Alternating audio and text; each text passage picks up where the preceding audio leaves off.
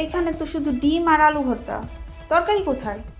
এখন আমি তোমাকে কি দিয়ে ভাত খেতে দিব? দাঁড়াও, আমি ভাবিকে ডাকছি। ভাবি, ভাবি, কোথায় তুমি ভাবি?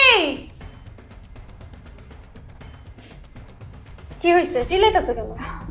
ভাবি, শ্রাবণের ভাত খেতে দিছি, এইখানে তো ডিম আর আলু ভর্তা আছে, তরকারি কোথায়? কি দিয়ে ওকে ভাত খেতে দিব? এখানে যা আছে তা দিয়ে খেতে দাও। এখানে যা আছে তা দিয়ে খেতে দিব? এখানে তো একটু ডিম আর আলু ভর্তা, আর তো কিছু নাই।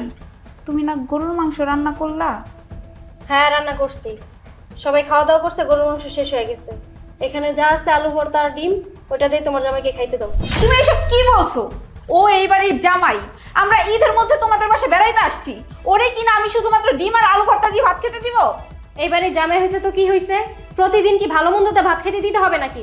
যা আছে তাই দিয়ে তোমার জামাইকে খেতে দাও। নেহা, এটা কি হলো? ভাবি হঠাৎ এরকম ব্যবহার করলো কেন আমাদের সাথে? আমি দেখতেছি, তুমি আসো আমার সাথে।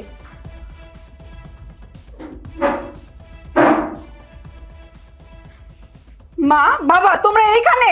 আমরা কি ঈদের মধ্যে তোমাদের বাসায় বেড়াইতে এসে ভুল করে ফেলছি? কেন কি হইছে? কি হয় নাই সেটা বলো। তোমরা খাইবা গরুর মাংস দিয়ে ভাত, আর আমার জামাইরে দিবা ডিম আর আলু ভর্তা। আমার জামাই কি শ্বশুর বাড়ি এসে ডিম আর আলু ভর্তা দিয়ে ভাত খাইবো? ও এই বাড়িতে আসতে চায় নাই, আমি ওরে জোর জবরদস্তি করে এই বাড়িতে নিয়ে আইছি ডিম আর আলু ভর্তা দিয়ে ভাত খাওয়ার জন্য। জামাইরে গরু মাংস দেয় নাই? না, বৌমারে আমি ডাক দিতেছি। এই বৌমা, বৌমা, এই এখানে আসো। কি হলো? কি হয়েছে আম্মা? বৌমা, বাড়িতে আজকে গরু মাংস রান্না করা হয়েছে, তাহলে জামাইকে কেন আলু ভর্তা ডিম দিয়ে ভাত দিছো? আম্মা, যেই গরুর মাংস রান্না করছিলাম ওইগুলো তো আপনারা সবাই মিলে খাইয়া ফেলাইছেন, তাহলে আর কি দিয়ে ভাত দিতাম? আলু ভর্তা ডিম ছিল, এই কারণে ওইগুলো দিয়ে খেতে দিচ্ছি। বৌমা, তাই বলে তুমি জামাইরে আলু ভর্তা ডিম ভাজা দিয়ে ভাত দিবা?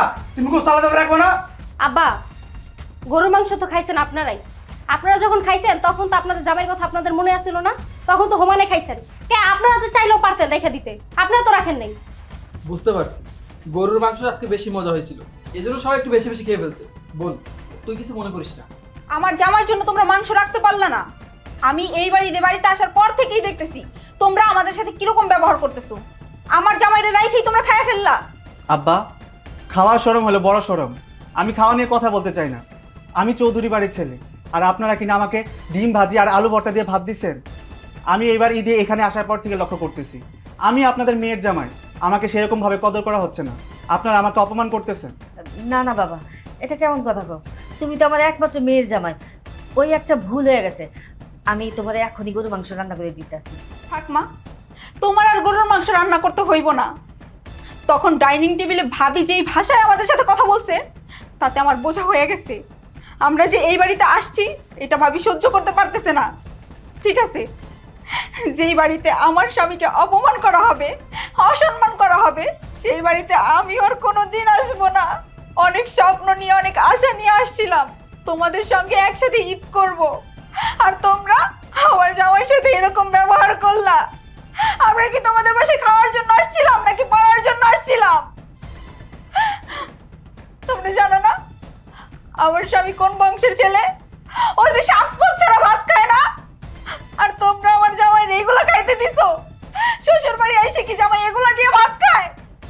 ওগো, আমি জানতাম না তোমার এই বাড়িতে নিয়ে আসলে সবাই তোমার সাথে এরকম ব্যবহার করব, তুমি অপমানিত হইবা। আমি জানলে কোনোদিনও তোমার এই বাসায় নিয়ে আসতাম না। ঠিক আছে, আমরা চলে যাব, আমরা আর কোনোদিনও তোমাদের বাড়িতে আসবো না। তুমি যেভাবে কথা বলতেছো আর কাইন্দা মামলা জেতার চেষ্টা করতেছো, মনে হইতেছে কি তোমার জামাইরে আমরা না খাওয়াই রাখি? আর তোমার জামাই যে 7 পদ ছাড়া ভাত খেতে পারে না, ওই গল্প না আমাদেরকে শোনায়ও না।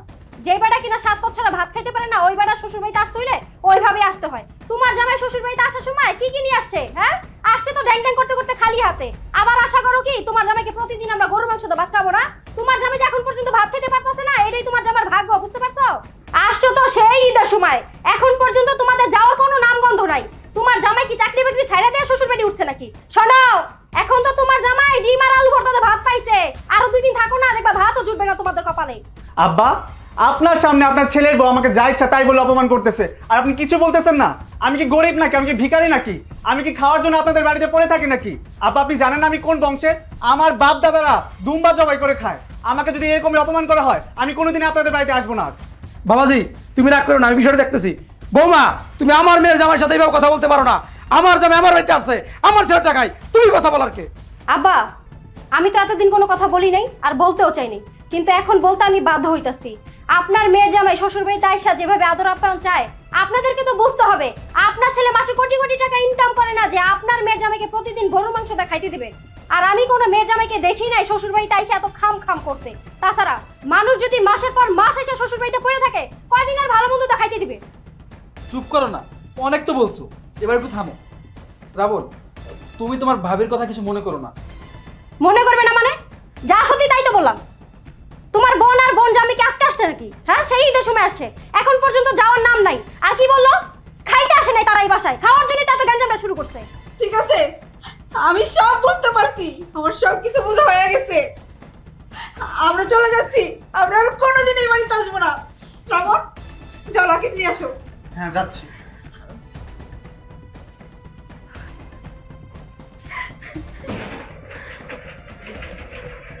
চলো। মারে যাইস না, তোর ভাবি যা কইছে কইছে, তুই এটা মনে রাখিস না। তুই যাইস না, এখন যাইস না, পরে যাইস। কি? এত অপমানের পরেও আমার জামাইরে নিয়ে আমি এই বাড়িতে থাকবো? কখনোই না।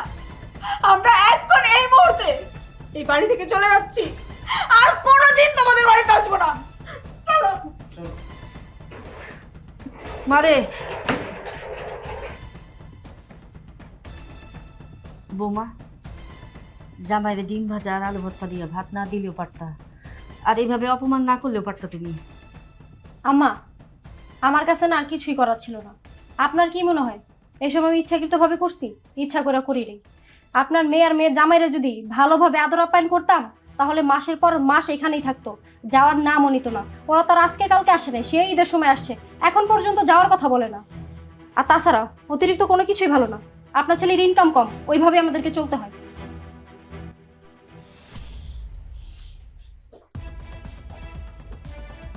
সব কিছুই বুঝলাম, তাই বলে এইভাবে বিদায় করবে? এভাবে বিদায় না করলেও পারতে। তোমার বোন জামাই যে খাদক, খাওয়ার কষ্ট না দিলে না সালাম দিয়ে বের করা যেত না।